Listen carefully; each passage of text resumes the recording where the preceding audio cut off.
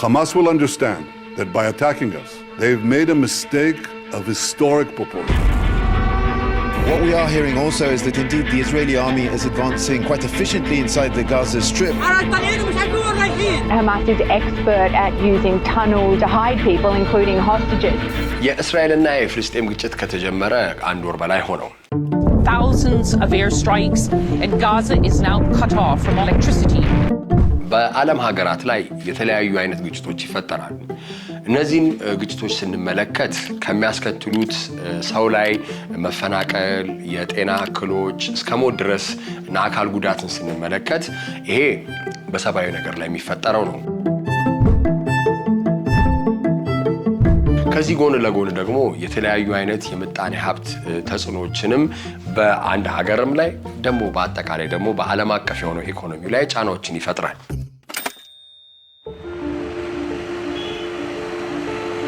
አንድ ክስተት የተለያዩ አይነት የምጣኔ ሀብት ውጤቶች አሉት። ክስተት ስንል እንግዲህ ቅድም መነሻ ላይ እንዳልኩት ግጭቶች በዓለም ሀገራት ላይ ሊሆን ይችላል። በአንድ ሀገር ውስጥም ደግሞ የሚከሰቱ የተለያዩ አይነት ኤትኒክ ቤዝድ ሊሆን ይችላል፣ ሪሊጅን ቤዝድ ሊሆን ይችላል። የተለያዩ አይነት ባህሪ ይዘው የሚመጡ ግጭቶች አሉ። እነዚህ ግጭቶች ታዲያ ምጣኔ ሀብትን በምን መልኩ አፌክት ያደርጋሉ የሚለውን ነገር እስቲ እንመልከት። አንድ ምጣኔ ሀብት እንዲያድግም እንዲሆን ወይንም ቀጣይነት ባለው መልኩ ሰስቴን አድርጎ ጥሩ እንቅስቃሴ እንዲኖረው ወይም ጥሩ የግብይት ስርዓት ኖሮት በህግ ማዕቀፎች የሚደረጉ ነገሮች ተሰርተው እንዲካሄድ ሰላምና መረጋጋት ወይም ሰላምና ጸጥታው በጣም አስፈላጊ ነው። ይሄም ደግሞ ስናይ ለምንድነው አንድ ግብይትም እንበለው የተለያዩ ነገሮችን ለማድረግ ሰላም ከሌለ መንቀሳቀስ ስለማንችል ነው።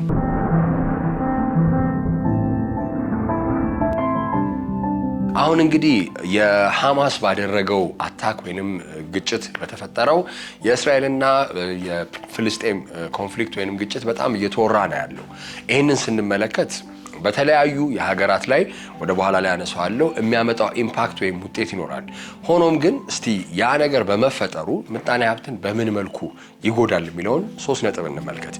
የመጀመሪያው አንድ ነገር የሰው ግጭት ቀውስ ልንለው የምንችለው ነገር ማይግሬሽን ነው ወይም ስደትን ነው። አንድ ሀገር ሰላም ካልሆነች ወይንም አንድ ግጭት ቦታ ላይ ያሉ ሰዎች ግጭቱን በመሸሽ ወደ አጎራባች ሀገራት ሊሆን ይችላሉ ወይም ወደ አጎራባች ክልሎች ይሄዳሉ። ይሄ በሚፈጠርበት ወቅት ምጣኔ ሀብቱን በምን መልኩ ነው አፌክት የሚያደርገው ስንል አንድ ቦታ ላይ በጣም ውስን የሆነ ተፈጥሯዊ ሀብት ነው ያለው ወይም ሰው ሰራሽም ሊሆን ይችላል። ያ ሀብትን ስኬርሲቲ ወይንም እጥረትን የመፍጠር አካሄድ ይኖራል። አሁን ለምሳሌ የተለያዩ አይነት አሁን ሳውት ሱዳን ላይ በነበረው ግጭት ወደኛ ጋር ወደ ኢትዮጵያ እንኳን መጥተው የተለያዩ አይነት ሬፊጂ ካምፕ ሴታፖች ነበሩ። የተለያዩ አይነት የምግብ፣ የመጠጥ፣ የሼልተር ወይንም ቤት የመኖሪያ ቦታዎችን የማቅረብ ግዴታ ይኖርበታል። አንድ ያ ነገር ደግሞ ከተደረገ ወይም ሬፊጂዎችን ወይም ተፈናቃዮችን በምንቀበልበት ወቅት ሰብአዊ መብታቸው በማይነካ መልኩ ማስተዳደር ይኖራል። ይሄን ነገር ታዲያ ለማድረግ የተለያዩ አይነት ሀብቶችን ወይንም ሪሶርሶችን እንጠቀማለን። ይሄን በምናደርግበት ወቅት እንግዲህ እያደጉ ያሉ ሀገራት ላይ ደግሞ ጎን ለጎን ከሆነ እንደው ከድጥ ወደ ማጡ አይነት ነገር ነው የሚሆነው። ሪሶርሶቻችንን ስኬርስ በማድረግ ያንን የኢኮኖሚ ክፍተት ይፈጥራል።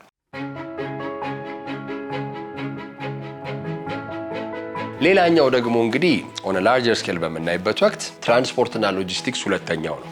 አንዳንዴ በጣም ግጭት ባለበት ወቅት እንቅስቃሴዎች የንግድ ፕሮዳክቶች ወይም ምርቶችንም ማንቀሳቀስ አንችልበትም። ለምን? ከአንድ ሀገር ወደ ሌላ ሀገር የሚኬድበት መንገድ ሊዘጋ ይችላል። ግጭቶች በሚፈጠሩበት ወቅት እንግዲህ እገታ አለ።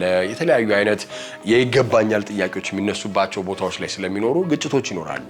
ያ ነገር ታዲያ አንድ ምርት ከተመረተበት ቦታ አንስቶ ወደ ሸማቹ እንዳይሄድ ያደርጋል ማለት ነው። ይህንን ደግሞ ብንመለከት ዩክሬን እና ራሻ ላይ ወይም የዩክሬንና የሩሲያ ግጭትን ስናይ ዩክሬን በጣም ትልቋ እንግዲህ የዓለም ስንዴ አምራች ነበረች ነው እና ያን ነገር እንግዲህ እንኳን በዲስትሪቢዩሽን ወይም በሎጂስቲክስ በጣም ከባድ ነው።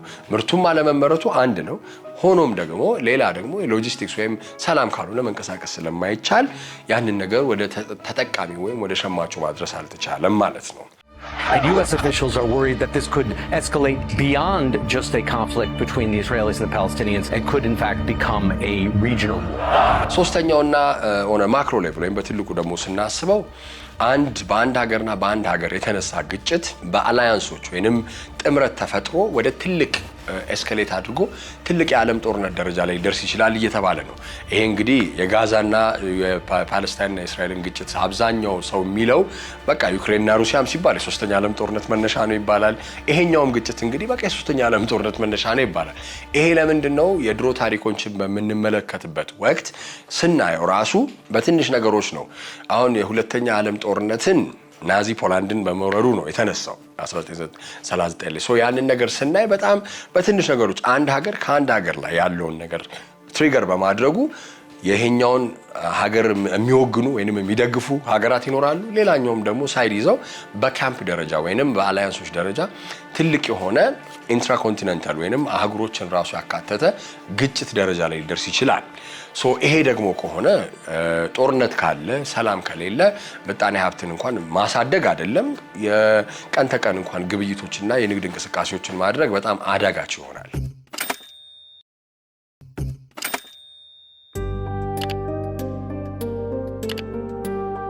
የእስራኤልና የፍልስጤም ግጭት ለረጅም ዓመታት የተካሄደና እንደው የተለያዩ አይነት ሪሊጂየስ ባክግራውንዶች የሚኖሩ የቴሪቶሪ ወይንም የቦታም ግጭት ልንለው እንችላለን በጣም ለረጅም ጊዜ ነበረ ነው።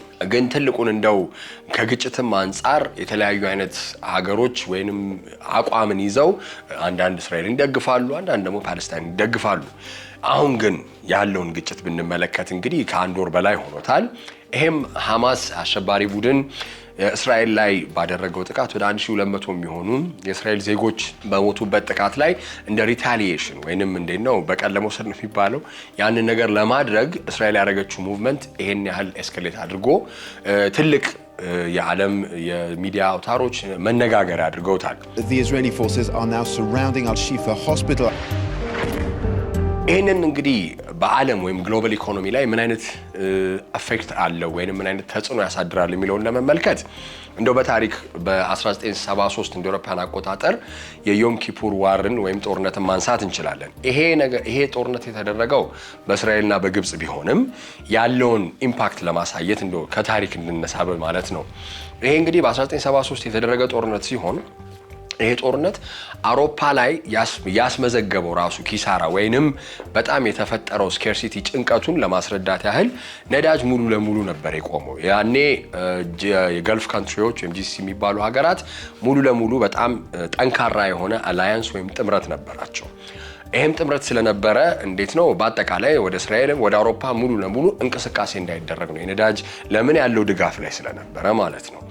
የነዳጅ ኦፔክም ሀገራት ምንም አይነት ድጋፍ ቢያደርጉ ዋናዎቹ ያው ገልፍ ካንትሪስ ስለሆኑ ትልቅ የኢኮኖሚ ቀውስም ተፈጥሮ ነበረ።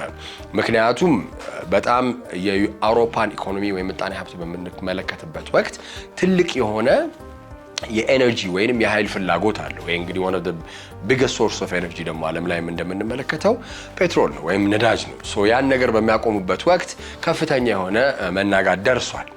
አሁንም ደግሞ ያለውን የፍልስጤምና የእስራኤልን ግጭት በምንመለከትበት ወቅት የተለያዩ አይነት ሰብአዊ የሆኑ ችግሮቹ እንዳሉ ሆኖ ምንም ከሱ ጋር ያው የሚወዳደርም ነገር ስላልሆነ ነው ያሉት እስከ 10,000 ሰው 10 ምናምን ሺህ ሰው እየሞተ ምጣኔ ሀብት ላይ የሆኑ ቁጥሮችና ብሮች ቢቀመጡ ኮምፔር የማይደረግም ቢሆን እንደው በምጣኔ ሀብት ላይ የሚያመጣውን ችግር ብንመለከት በጣም ትልቅ ይሆናል የሚሉ ትንበያዎች ተቀምጠዋል።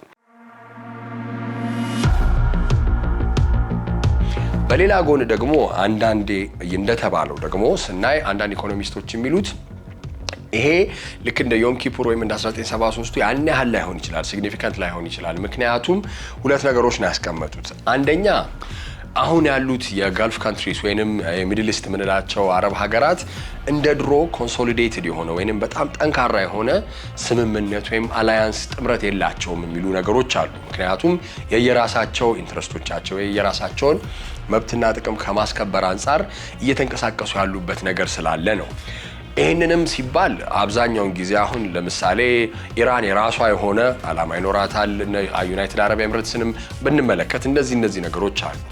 ይህንን ነገር ስናይ አንዳንዴ ጠንካራ የሆነ አላያንስ ከሌለ ያን ያህል ምጣኔ ሀብታዊ ጉዳት ወይንም ተጽዕኖ ላይ ያሳድሩ ይችላሉ የሚል ነገር አለ። ሌላኛውም ደግሞ ስንመለከተው ሁለተኛው ምክንያት የተለያዩ የአረብ ሀገራት አብሶም ደግሞ እንግዲህ ሞደርን ወይንም ወደ ዘመናዊ የኢኮኖሚክ ኢንቴግሬሽን ወይንም የምጣኔ ሀብት ትስስር ላይ የመጡት የአረብ ሀገራትን ስናይ የተለያዩ አውሮፓ ሀገራት ላይ ብንል አፍሪካ ሀገራት ላይ እኛ ጋር እንኳን የዩናይትድ አረብ ኤሚሬትስ ኢንቨስትመንትን ስንመለከት ትልቅ ኢንትረስት አላቸው። ስለዚህ አውሮፓ ላይ ያለው ልክ እንደዚሁ ደግሞ አፍሪካ ላይ እንዳላቸው የተለያዩ አውሮፓ ሀገራትም አሜሪካ ሀገራትም ላይ ትልልቅ ኢንቨስትመንቶች አሏቸው በ100 ሚሊዮን እስከ ቢሊዮን ዶላር የሚቆጠሩ ኢንቨስትመንቶች። ስለዚህ they have a vested interest ወይንም የዛ ሀገር ሰላም መሆን በጣም ለነሱም ጥቅም ስለሚያስፈልግ አንዳንዴ ወይንም ኤነርጂውን ቢከለክሉ ወይም ፊውል ፕሮዳክሽን አቆማለሁ ቢሉ የሚጎዱት የነሱም ኢንትረስት ወይም የነሱም ጥቅም ስለሚጎዳ ትንሽ የመለሳለስ ነገር ሊያሳዩ ይችላሉ የሚሉ ጥቆማዎች አሉ። ኢዘር ዌይ ግን በሁለቱም መንገድ ብናየው እንደው ትልቁ እንደው ወርስት ኬስ ሲናሪዮ ይላሉ አይደል ፈረንጆች ሁሌ በጣም እንደው የመጣ በጣም ከፍተኛው ነገር ወይም ክፉ ነገር ቢመጣ እና ለአንድ አመት እንደዚህ ቢቆይ አንድ ይሄ ግጭት አንድ ሚዲያ አውታር ነው ዶቼ ቬለ መሰለኝ ያሉት ምንድነው እስከ 1 ትሪሊዮን ዶላር የሚሆን የዓለም ኢኮኖሚ ላይ ሊኪሳራ ወይም ሊጠፋ ይችላል ነው።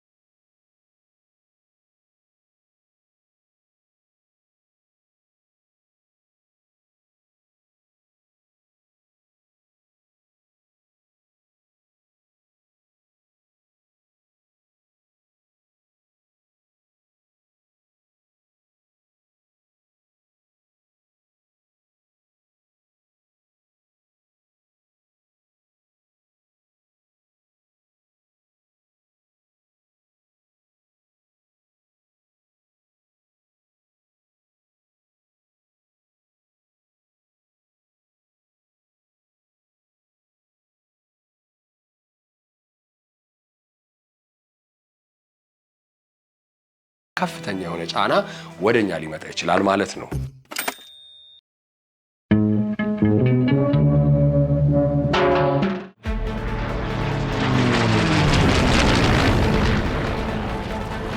በዓለማችን ታሪክ በርካታ የሆኑ ግጭቶች በተለያዩ ሀገራት መካከል ተነስተዋል።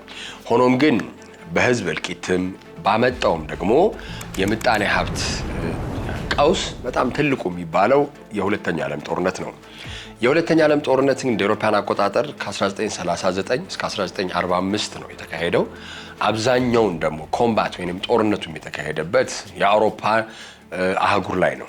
አንዳንዴ ያው የፐርል ሃርበር ጃፓን ላይ እስያ ውስጥ ገብቶ የተደረገ የቦምብ ጥቃትን ከዛ ውጪ አብዛኛው ጦርነት ወይንም አብዛኛው ግጭት እና ፋይት የተደረገው አውሮፓ አህጉር ላይ ነው።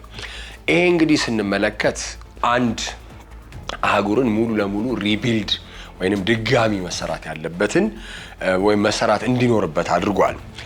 ዋናው መንስኤው እንግዲህ ቀደም እንዳልኩት ጀርመን ፖላንድ መውረሯን ቢሆንም ከሌላ the Great Depression ወይንም ትልቁ የኢኮኖሚ ቀውስ ሊባል የሚችለው ያ ነው ሊዳፕ እያደረገ የመጣው የተለያዩ አይነት የኢኮኖሚ ጫናዎች በመፈጠራቸው እንደ አንድ ኮዝ ይቀመጣል በምጣኔ ሀብትም በታሪክ ተንታኞችም። ይህንን ታዲያ ስናይ ካስከተለው ተጽዕኖ ወይም ካስከተለው ጉዳት አንጻር ኢንፍራስትራክቸሮች ወይም መሰረተ ልማቶች አብዛኛውን ወድመዋል። በጣም ብዙ በሚሊዮን የሚቆጠሩ ሰዎችን አልቀዋል እና ጎን ለጎን ደግሞ አህጉሮች ልቅድም እንዳልኩት በጥምረት በመፍጠር አላያንስ እና አክሰስ ፓወርስ በመባል በጣም ከፍተኛ የሆነ ጦርነቶችንም አካሂደዋል። ይሄ ግጭት ታዲያ በተፈጠረበት ወቅት ጎን ለጎን ማንሳት ያለብን የተከሰቱ አንዳንዴ ኮቪድ ላይም ስንለው ነበረ ኮቪድ-19 በጣም ከፍተኛ የሆነ ቀውስ ያስከተለም ቢሆን የዓለም ኢኮኖሚ ላይ ለአንዳንድ ዘርፎች እንደ ይሄ እድልም ወይም ኦፖርቹኒቲ ተጠቅመውበታል። ይሄንን ስናይ አንዳንዴ ምንድነው ዋናው ትልቁ የሁለተኛው ዓለም ጦርነት ያመጣው ለውጥ ቢባል ማኒፋክቸሪንግ ሴክተሩ በጣም እንዲቀየር አድርጓል። እስከዛ ጊዜ ድረስ በጣም ስሎ የሆነ ፕሮግሬሽን ወይም እድገት እያሳየ የነበረው የማምረት ዘርፍ በጣም ከፍተኛ የሆነ ለውጥ እንዲያደርግ አይቷል። ይሄም እንግዲህ የመጣው አብዛኛውን የማኒፋክቸሪንግ ሴክተሮች መጀመሪያ ላይ ወደ ጦር መሳሪያ ማምረት ነበር የሄዱት። ግን ያንን ለማምረት ደግሞ የተከፈቱ በጣም ብዙ ፋብሪካዎች፣ ማሽነሪዎች ነበሩ። ጦርነቱ ካለቀ በኋላ ግን ማኒፋክቸሪንግ ዘርፉ በጣም እንዲያድግ ትልቅ ሰፊ እድል ፈጥሯል።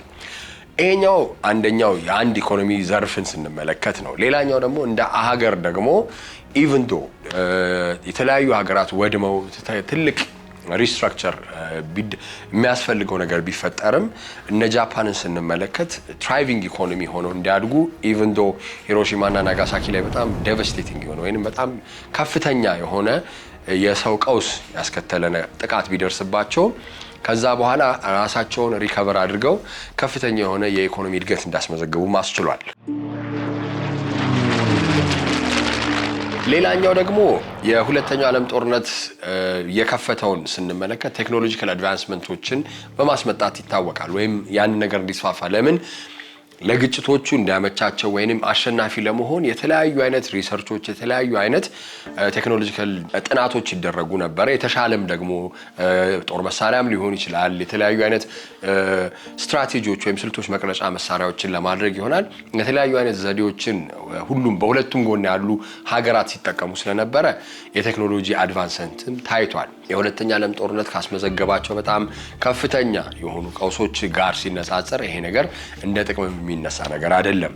አሁንም እንግዲህ በእስራኤልና በፍልስጤም መካከል እየተደረገ ያለው ጦርነት ጋዛን እንግዲህ እንደ ሰፊ ፓርኪንግ ሎት ከማድረግ ነው እነሱ እየዛቱ ያሉት። ይሄ ግን ማለት አንደኛ ሰብአዊ መብቶችን ከመጣስም አንጻር ያለውም ደግሞ ኢኮኖሚክ ሪሌሽን ወይም ኢንቴግሬሽን ከተለያዩ ሀገራት ላይ ጥያቄ ውስጥ መክተት ትልቅ አልሆነ ላርጅ ስኬል ደግሞ ስናስበው ወደ መጠነ ሰፊ የሆነ ግጭት ሊያመራ ስለሚችል የተለያዩ ዓለም ሀገራትም የተባበሩት መንግስታትም መፍትሄ ለመስጠት ቢሰራ የተሻለ አማራጭ ነው።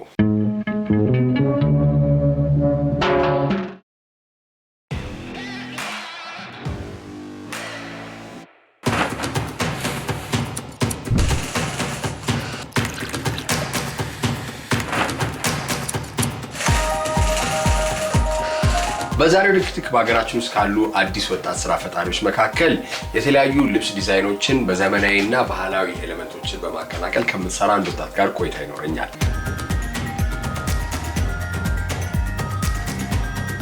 ሰላም ሶስና። ሰላም ቀን። እንዴት ነሽ? እግዚአብሔር ይመስገን። በመጀመሪያ ስምሽ ያው ታርቲሻል የድርጅትሽ ስም እስቲ ምን እንደሆነ ንገሪኝ። የልጄ ስም ሷም ይባላል። ሶስና አስኒ መንቴ ማለት ነው የፋሚሊ ስም። የቤተሰብ አባላት።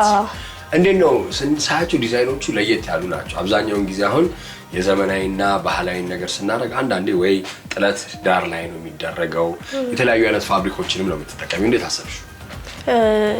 ከሌላው የተለየ ክሬቲቭ ለመሆን ነው እና በዘመናዊም በባህሉም መስራት እንደሚቻል ለማሳየት ነው። እሺ የትኛው ዲዛይን ደስ ይልሻል አንቺ ስትሰሪ የሚቀልሽ? ሁሉንም እወዳለሁ። ቦርሳ መውረስ ደስተኛ። ቦርሳ ስትሰሪ ለምን ቦርሳ? ቦርሳ ከድሮ ጀምሮ ገና ወደዚህ ከመግባቴ በፊት እሱን ነበር የምሰራው። እና በእጄ ምናምን ነበር የምሰራው ገና ክላስም ሳልጨርስ ምናምን። ተምረሻል ይሄን ነገር በትምህርት ነው ያመጣሽው? ዲዛይኒንግ ስኩል ላይ ተማርሽው? አሁን 2 አመት ከምናምን ጨርሻለሁ። ጨርሰሻል? ለራስሽ ከመስራትሽ በፊት ለሰው ተቀጥረሽ ሰርተሻል ወይም ሌላ ድርጅት ሰርተሻል? ማንንም ጋር አልተቀጠርኩም እስካሁን።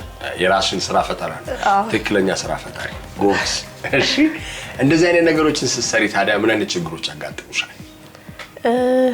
ያው አንዳንዴ መስራት የምትፈልገውና የምታገኘው ለምሳሌ የሆነ ነገር መስራት ፈልገ ክሬቲቭ ልሁን ብለክ ከዛ ስትሄድ ገበያ ላይ ላይኖር ይችላል። እንደሱ አይነትና ሰውም ላይ የተለየ ነገር ልስራ ስትለው ብዙም እንትን አይደለም። የለመድነውን ነገር ነው ማለት እንደኔ አሁን ይኸው ሽቀላ ቲሸርት ነው ሁሌ የለመድነውን ነገር ነው አይደለም እናረግ ወጣ ብለን አናስብ። ከፎቶ ከምናምን ነው የሚያዙትና ራስ ክሬቲቭ ሆነ እንድሰራ ትንሽ ችግር ይቀጥማል። ታዲያ እነሱን ነገር እንዴት ነው አሁን በሁለት መንገድ እንደሆነ ነው ግንዛቤ ማስጨበጫ ምን አይነት ነገሮች እየሰራሽ ነው? ጥሬ ዕቃስ ለማግኘት ምን አይነት ነው ዘዴዎች ትጠቀሚያለሽ? ግንዛቤ ለራሴ ነው የምሰራው አብዛኛው ጊዜ ሌላ ለየት ያለ ነገር ሲኖር ለራሴ ሬስቶራንት ለብሼ ዋው ያምራል ምናምን ብለው ማዘዝ ይጀምራሉ። ኮበስ አንቺ ነሽ ራስሽ ሞዴል አድርገሻል ራስሽ ማለት ነው። እሺ ይቻላል። አሪፍ። የእቃዎቹን ጥሬ ዕቃዎቹንስ? መርካቶ፣ ሽሮ ሜዳ፣ አጠና ተራ እንደዚህ ይገኛሉ። ዋጋ እንዴት ነው? እኔ አብዛኛውን ጊዜ አሁን በጣም እየገረመኝ ያለው ዋጋ አለ። አሁን አበሻ ቀሚሶች ላይ እስከ 100,000 ብር የሚባል ነገር አለ። እኔ እንግዲህ ያው እንደ የሰው የዲዛይን አቅምም ይሆናል ከብራንዲንግም አንፃር ሊሆን ይችላል። ያው እኛው ሀገር ተመርቶ እንደዚህ አይነት ዋጋ ሲጠራ ያው ርካሽ ነው ወይም ከፍተኛ መሆን ርካሽ መሆን አለበት ወይም በጣም ከፍተኛ ነው እያልኩ አይደለም። ግን ከገንዘብ አንፃር ስናስበው በጣም ትልልቅ ዋጋዎች የሚጠሩባቸው አበሻ ቀሚሶች አሉ። እስቲ ሶርሲንግ ላይ ወይም ዕቃ ስገዢ ምን አይነት የዋጋ ሁኔታ ነው ያለው? አሁን እኔ የምሰራው ልክ በእኔ አቅም በእኔ ፋይናንስ የተመጣጠነ ነው አብዛኛው ጊዜ የምገዛውም ምናምን ትልቅ ቦታም ማሽኖች ምኖችም ስለሌሉ እነሱ አይ ቲንክ የሚሰሩት የተለያየ ማሽኖች ይጠቀማሉ ምናምን ጨርቁም ስፔሻሊ ውድ ነው የአበሻ ልብስ ሲሆን ፕሮሰሱም ብዙ ስለሆነ ለዛ ይመስለኛል ሸማኔዎቹ እንግዲህ ከዛ ከመጀመሪያው ነጥብ ጀምሮ ነው እየጨመረ የሚመጣው ዋጋው። አሪፍ። እስቲ አሁን እሷም ምን ደረጃ ላይ ነው ያለው ንገሪ። ምን አይነት ስራዎችን ይሰራል ወይ ምን አይተሞችን ይሰራል እንደዚህ እንደማያቸው? ከነዚህ በተጨማሪ ቦርሳ እንዳልኩ ነው። ከዛ ጃኬት አበሻና የፈረንጅ የተቀላቀለ ልብሶችን እንደነዛ ምናምን ለማታም ለቀንም የሚሆን ልብሶች ምናምን ይሰራልሽ። እስቲ ወደፊት 5 ዓመት ብሰጥሽ እና 5 ዓመት ተመልሼ ብመጣ የታገኛታለሁ ሶስናና ሷን ወደፊት እሷም በጋርመንት ደረጃ ትልቅ ቦታ ደርሶ የምንገናኝ ይመስለኛል። የራስ ፋብሪካ ምናምን ተጠርቼ ነው የምጎበኘው። የሚገባ እና የተለያዩ ፋሽን ሾዎች ላይ አሪፍ። እሱን ነገር እያሰብሽበት ነው ለመሳተፍ? እንዴት ነው? አሁንም እየሞከርኩኝ ነው እቃዎቹን ለማስገባት። በጣም አሪፍ። እንግዲህ በርተሽ ስሪ ላለው ለነበረን ቆይታ በጣም አመሰግናለሁ። እሺ አመሰግናለሁ። ቴንክ ዩ። የዛሬው ሃሽታግ ሽቀላ ይመስል ነበር። አስተያየትና መልእክቶቻችሁን በ828 ላኩልን። በሚቀጥለው ሳምንት እንገናኝ። መልካም ጊዜ